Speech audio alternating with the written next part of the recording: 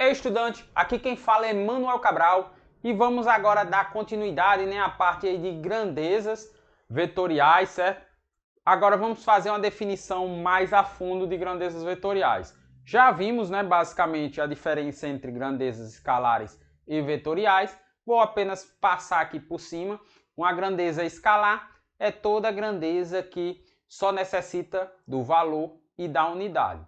E grandeza vetorial é algo que precisa além do valor, da unidade e o sentido, certo? Direção, sentido e magnitude, certo? Então, como eu já falei, para saber a diferença aí de vetorial e escalar, é só fazer uma simples pergunta. Para que lado, certo? Se fizer sentido a resposta para que lado, então é uma grandeza vetorial. Caso contrário, é uma grandeza escalar, beleza? Então, definido assim um conceito básico aí referente a isso, vamos aqui agora entrar mais a fundo aqui sobre grandezas vetoriais. Um vetor, ele é definido como sendo uma classe de segmento de reta, orientado, seja ela em 2, 3 ou até mais de 3 dimensões, certo? Chamado então de espaço, onde o mesmo possui um número n de espaços, certo?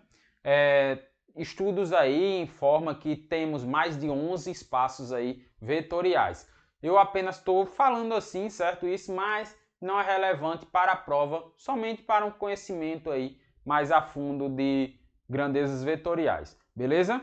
Vamos supor então que nós tenhamos um objeto e esse objeto ele se desloque de um ponto A até um ponto B, saindo de A e indo até um ponto B. Vamos supor aqui que nós estamos aqui, no ponto A e vamos até aqui o ponto B, certo? Nós temos aí um deslocamento nessa posição. Neste deslocamento, podemos representar o seguinte: deslocamento por uma seta que parte do ponto A até o ponto B. Vamos então saber por que um vetor ele é tão importante para muitas resoluções de cálculos da física, da matemática e de outros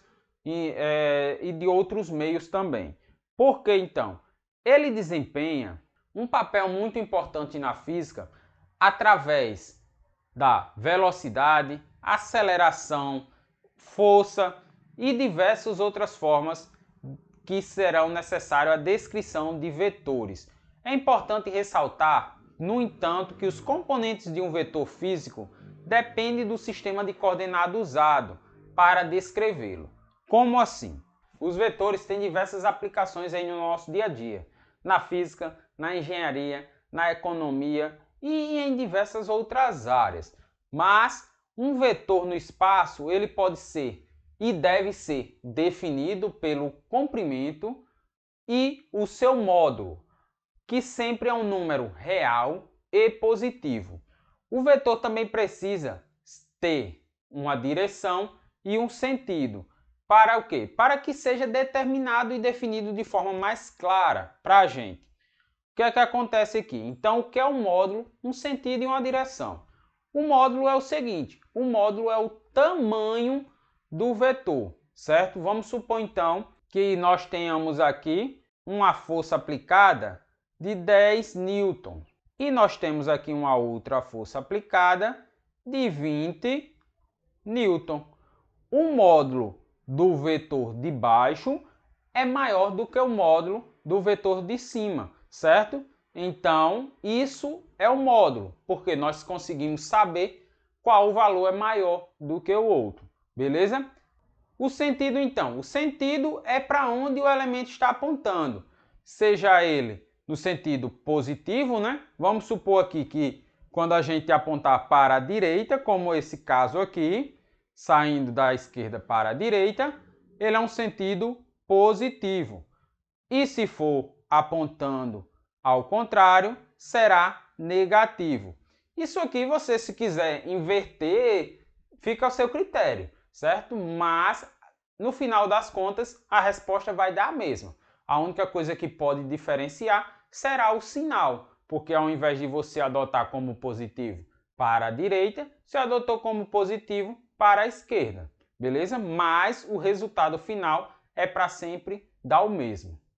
E quanto à direção, a direção é que influencia para onde aquela força está sendo aplicada.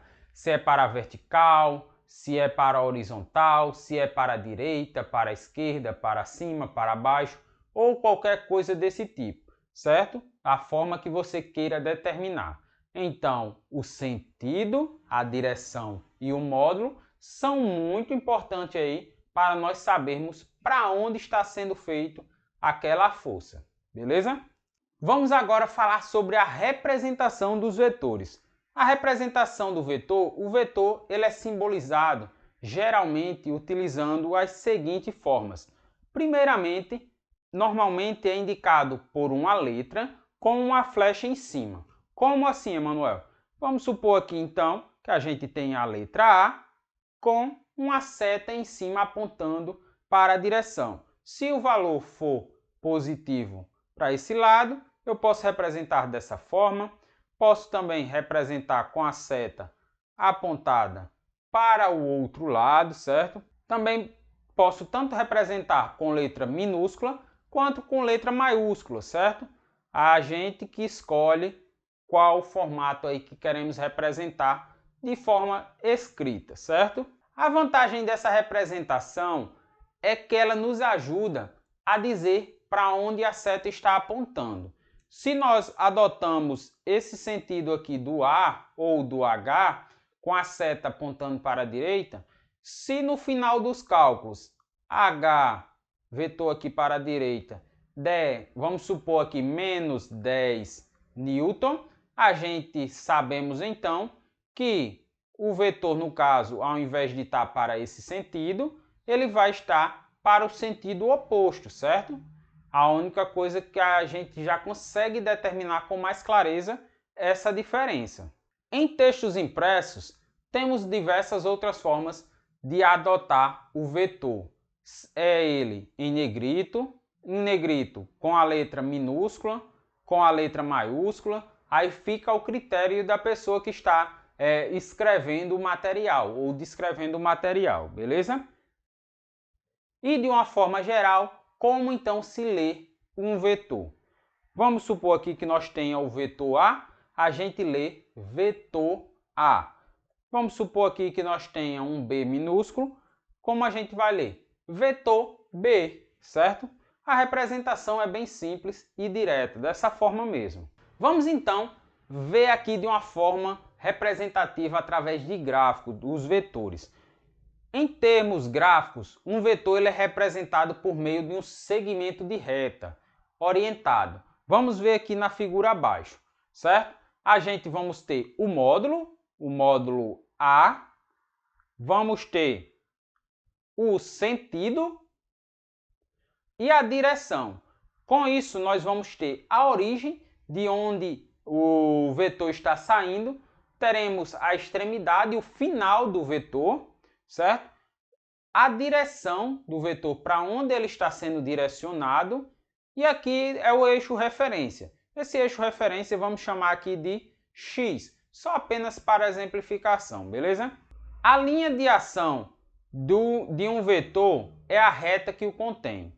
Então, no caso, qual é a linha de ação desse vetor aqui, desse vetor A? É essa reta aqui, ó. Essa reta aqui, ó, que contém esse vetor, toda essa reta aqui, é a linha de ação deste vetor, certo?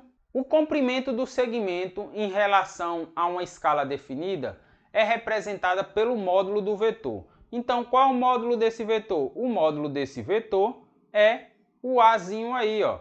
O módulo do vetor é o A, no caso, o comprimento desse valor aqui, o valor desse vetor. E se nós temos o ângulo do segmento de orientação do eixo vetorial, de forma geral, é o eixo de referência, onde nos fornece então a direção, o ângulo θ aqui, nos fornece a direção para onde o vetor está sendo direcionado, beleza? E por último aqui, o sentido do segmento de reta. é orientado indicando então o vetor.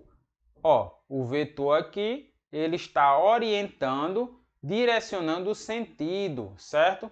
Está sendo direcionado o sentido aqui para onde está sendo determinado, beleza?